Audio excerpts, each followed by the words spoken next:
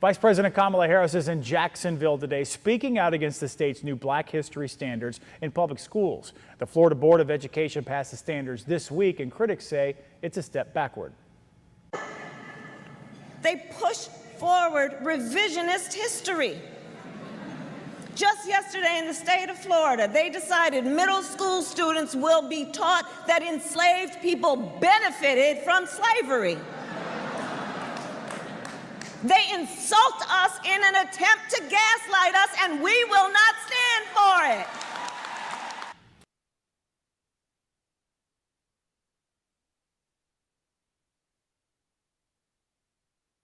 Official, what are Biden's voters saying about his 2024 campaign announcement? Those are going to be my two choices. 100% Biden. I can't do another 4 years. Really wanted a progressive, younger Democrat to go for it. So President Biden, that was your first Democratic vote? In a long time. And you're going to stick with him this time around? I will. What's that main reason? I don't think the other side is trying to unite the nation. I think they're trying to tear it apart. Now that it's My friends, welcome to the Sheep Get Sheared podcast, where here we talk about people, politics, and of course popular culture. I'm your host, the one and only Austin Creed. Ladies and gentlemen, today is a show that will live in infamy. Today we're doing a lot of politics. Because I'm sick and I'm tired of these politicians lying. I'm sick, tired of the revisionist history garbage that they talk about while they're revising history in front of our very faces. You don't believe me? Oh, don't you worry. I will give you a lot of good medicine today, and it will taste very lousy indeed. My friends, when you listen to individuals like Kamala Harris, you listen to individuals like Joe Biden, members of the media, whether you listen to CBS, MSNBC, whatever you want listen to, CNN, hopefully not, because it's fake news in my opinion, for the most part. But my friends, I'm sick and tired of the lies, especially from Kamala Harris, because when you look at what she's actually said in the past, which I will play for you later on in the show, and when you look at the real history, that the real nitty-gritty, ugly truth, you will never be the same. My friends, I have an entire list to prove what I'm about to tell you on this show right now. The untold history of the Democrat Party, the party of plantation politics. That's correct. It is not meant to insult you if you are not Caucasian. It is meant to enlighten you as to what you have not been told. And I'm about to put it up on the screen and read it for you right now on the show. You ready for this? Here it is. Give me 1 second. Let me pull it up. Here it is. I did a lot of research. It's right here in front of you. Ready for this? I'm going to read it for you. If you're not ready, turn the show off, because I'm not stopping. Once I start, this train's going all the way to the next station. Here it is. Kamala Harris was not fact-checked once that I have seen in the media. Not a single time has she been checked. So guess what? I'm doing it for you on the show today. Kamala, you're a liar. And here's why. Number one, it was the Democrat Party who enslaved black people. And it took a Republican president, Abraham Lincoln, who waged a war to free them. It took his successor, Ulysses S. Grant, who sent federal troops into the South to protect the civil rights of newly freed blacks. Again, Republican president. Now, you need to keep in mind something. I am not a Republican. I'm a registered independent. But I know history, and that's what I'm reading for you on the show today. If you think that the Democrat Party cares about minorities, they care about the LGBTQ community, they care about these people, you will not think it by the time I'm through with you today. Here it is. For over 100 years after the end of slavery, the Democrat Party were the ones who were responsible for Plessy v. Ferguson, segregation, separate but equal is equal. All of it was pushed by the Democrat Party. They are the ones who prevented blacks from voting in the South, with various obstacles that were pushed their way. It took Republicans and independents at the time who opposed it to take action. In 1957, Ike, Dwight D. Eisenhower, for those of you who don't know the I Like Ike slogan, he was a Republican president who signed the Civil Rights Act of 1957, while Lyndon Johnson, Democrat, who fought it every step of the way while watering down the bill once it passed. Fast forward to the 1960s. Another Civil Rights Act slid across the desk of Eisenhower, who was president at the time. And it was the Democrats in the Congress who watered down the bill yet again. Lyndon Johnson, who wants to desperately be known as a civil rights leader, quote unquote, civil rights leader, not once but twice, watered down the civil rights bill. Oh, don't worry. I'm not done. This is the tip of the iceberg. It was the Democrat Party who took then a Grant Kegel, or a member in good standing of the Ku Klux Klan of Western Virginia, Bob Byrd, who made him the leader, both minority and majority leader, throughout his tenure in the Senate. They made him leader. Trust me, it gets worse. It was your president, Joe Biden, yes, the same one in office right now, who opposed integrating schools with both blacks and whites in them. Yes, you heard me right. He was against it. And he called it, and I'm quoting him now, he said, quote, it was a jungle for his children. Why would he say that? I'll let you figure it out. Don't worry, we're just getting started. And yet you're led to believe the opposite, that it was Donald Trump who was the racist. It was Donald Trump who's the racist, the bigot, the slime ball. That's what you're led to believe, right? By the way, I fully expect all of this to be totally wiped off the internet or be censored. So if you get to catch it, consider yourself lucky. Too much truth. It was your president, Joe Biden, who was seen shaking hands with then the Grand Wizard of the Ku Klux Klan. You can't find the picture anymore. It's gone. I looked for it again. It's gone. They scrubbed it. Where is this in the history books? Answer. You can barely find it. The Confederacy, you remember them? The people we fought in the Civil War? The Confederacy was ruled by a Democrat president who was surrounded by Democrat generals. It was a Democrat general of the Confederacy who founded the Ku Klux Klan. And it took Ulysses S. Grant, Republican, who sent the army into the South, the United States Army, into the South for a second time to destroy the Klan. And he was on the verge of victory until right after the midterms, the Democrat Congress cut the funding. Did not add funding, they cut funding for the campaign that would have destroyed the Klan. Should I go on? I will. If you've had enough, turn the dang show off. It was the Democrats, not the Independents or Republicans, who supported lynching. Don't believe me? Oh, don't worry, I got proof.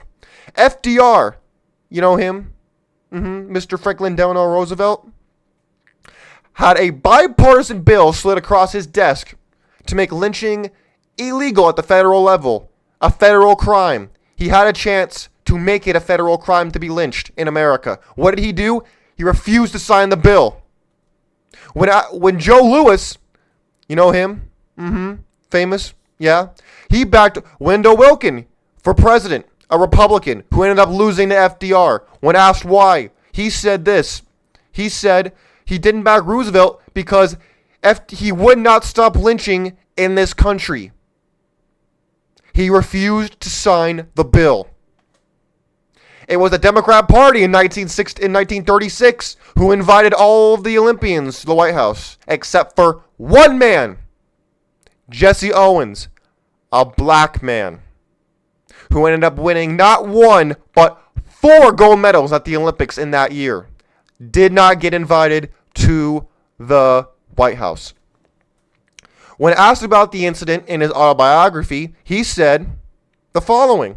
He said, Hitler didn't snub me. I didn't even see Hitler.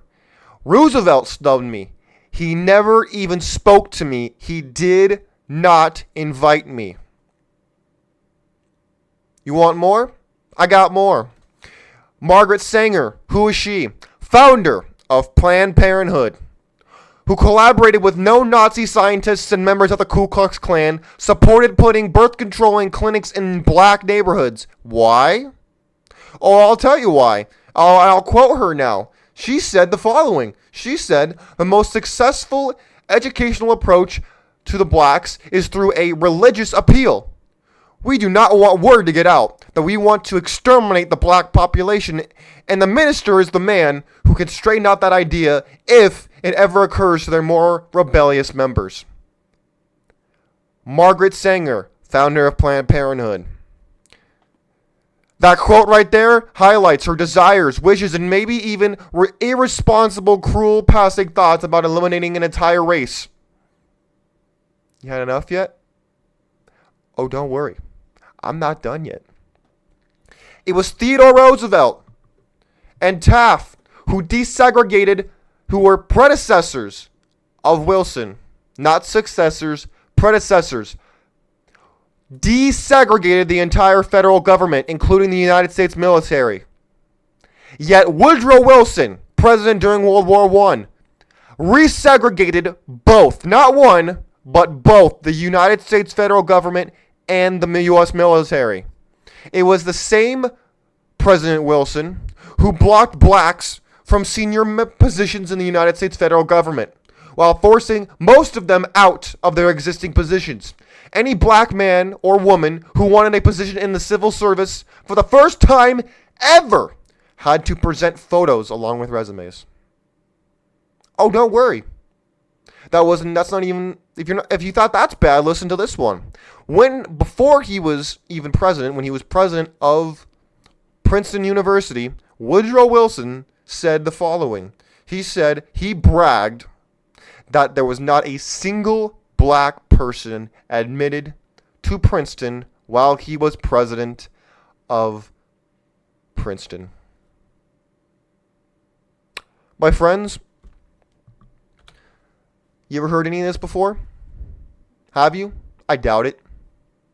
What do you have to say? Speechless? Trust me, I was too when I first heard it.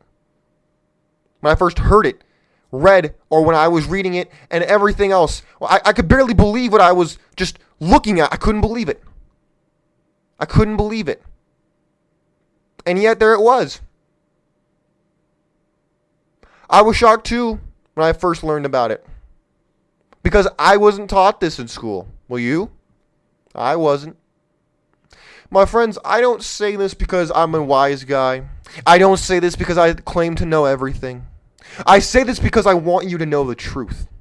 If you are a political person who is more left-leaning, you need to know the history of your party. I am not saying that the Republicans are perfect. I am not saying independents are perfect. Nobody's perfect. But when you have such a blatant lie being told to you every day of the week that the Democrat Party supports the people on the bottom, the people who've been oppressed in this country, they are liars.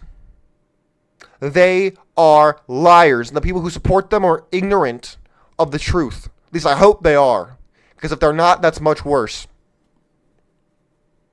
You need to understand that every step of the way, it has been the Democrat Party who has attempted to hinder people of color from becoming members of this country. Members in good standing of anywhere in this country. If you wanted to move ahead, you were hindered every step of the way. My friends, you do with this information what you will. It breaks my heart to even have to tell it to you. I wish I could sit here and tell you that everybody has your best interest in heart. That everybody wants to do what's best for you, but they don't.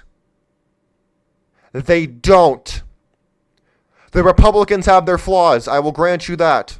Independents are wishy-washy at times. I'll give you that. But you don't hear the truth about the Democrat Party, do you?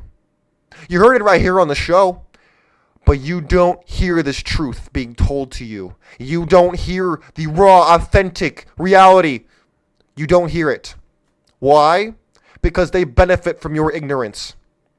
And I want you to know the truth so you can do with it what you will. It is not my job to tell you how to think. It is not my job to tell you what to think. It is my job to present to you what is true. It is my job to present to you what is something of importance that the modern media will not tell you because their bosses benefit from your ignorance. Your ignorance is their bliss while they make off with their money. You need to know the truth so you can do with it what you will, and that's what you got here on the show today. And to conclude this show today, I want to ask you a question. What is it that shocked you the most about what you learned today? And with that, I will play a clip for you of Kamala Harris bringing up elements of Joe Biden's racist past right here on the Sheep Get Sheared podcast. Here it is. You ready for it? I know you're thirsting for it. All right, ready? I'm going to show it right here.